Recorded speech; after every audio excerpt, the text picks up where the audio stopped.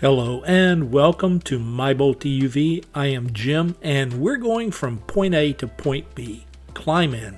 Let's go. Well, the trip is over and the caps and gowns are tucked away for a few more years. New adventures in life begin for our loved ones and we get ready for more adventure in the future with our families. Today, though, we're going to talk about how ABRP and the Bolt UV performed on this trip.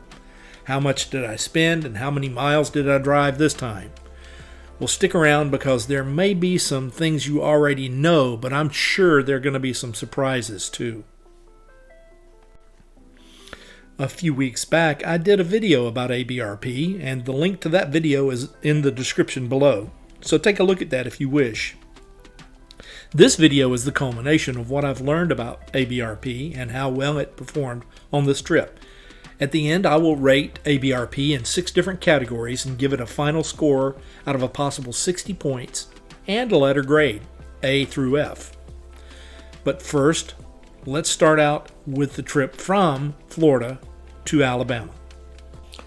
The route from my home in Florida to Alabama was planned basically a few back roads up to I-75, then to I-10, and from I-10 I would go over to about Dothan and take an exit, taking surface roads the rest of the way into Enterprise.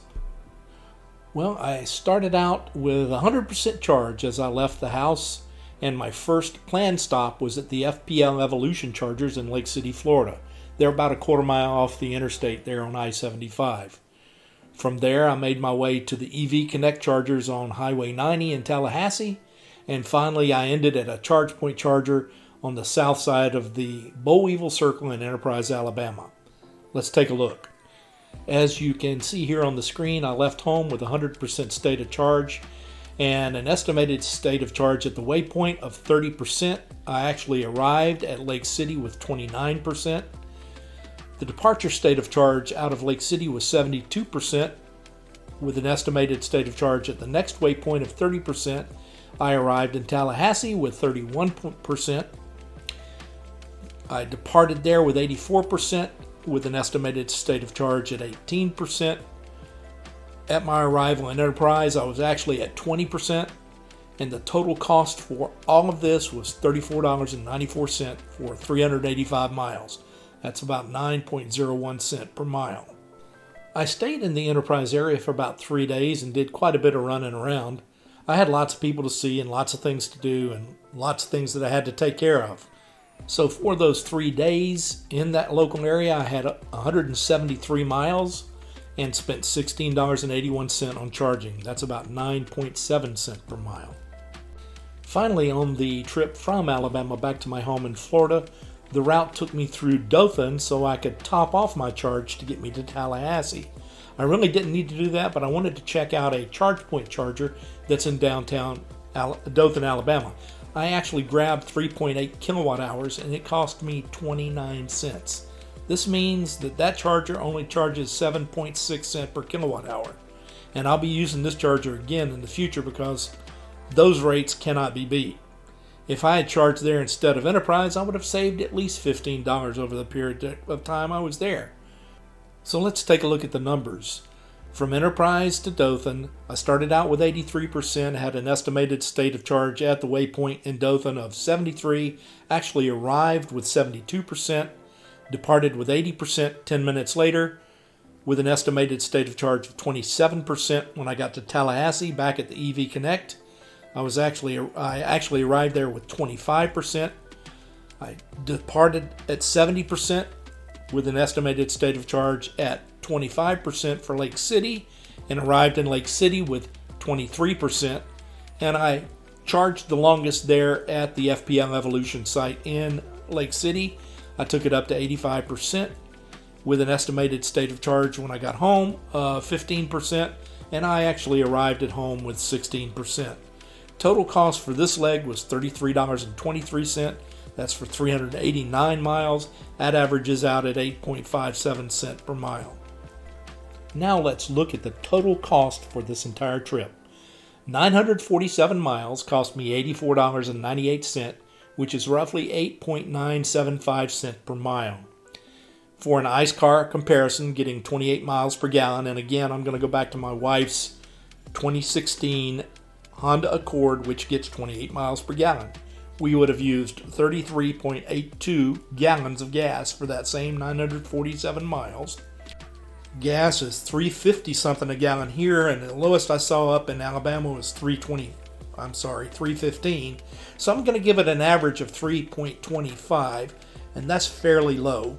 So the total cost at $3.25 a gallon would have been $109.91 for 11.6 cents per mile. So with that in mind, I easily saved a little over $25 by driving my car as compared to my wife's car.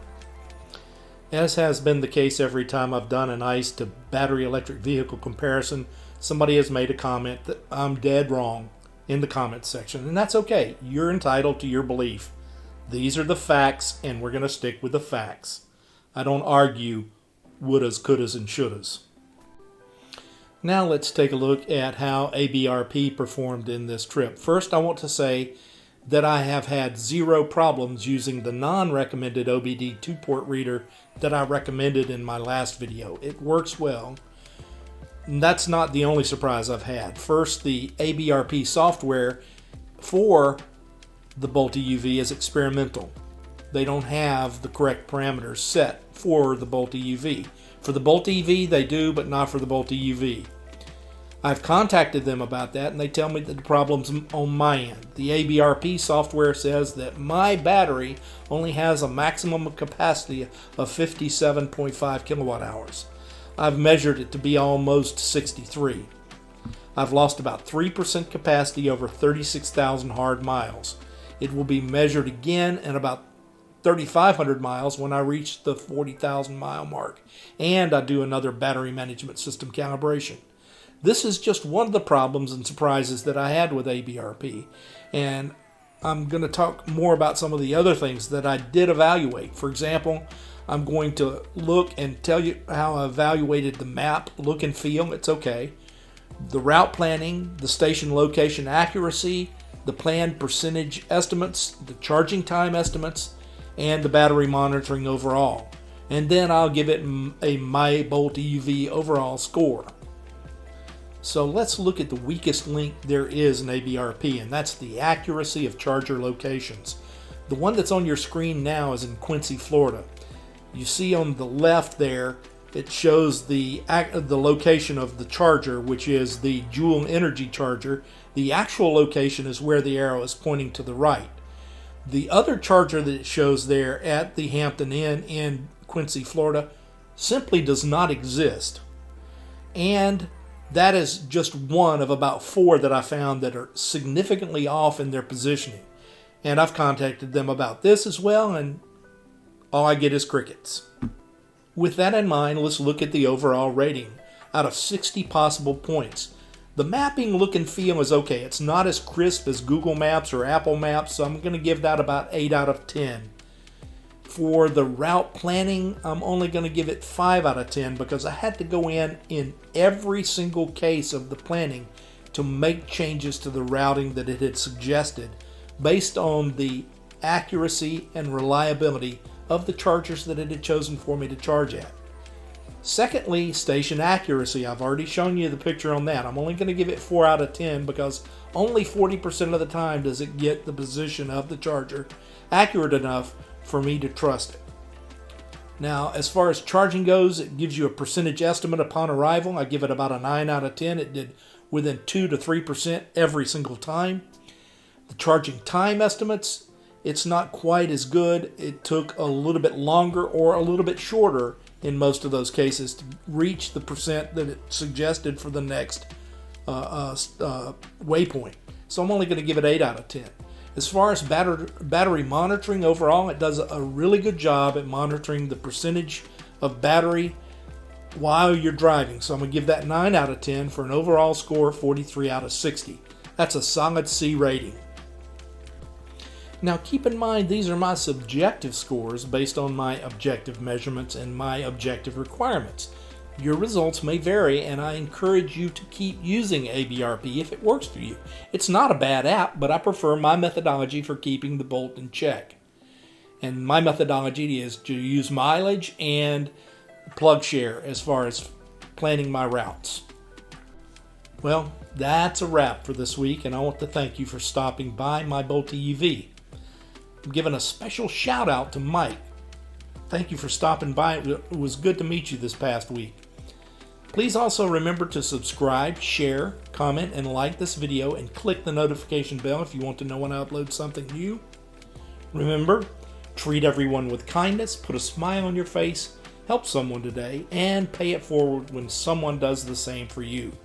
Thanks again, and I'll see you all again real soon, or somewhere along that route from point A to point B. So take it easy, everybody.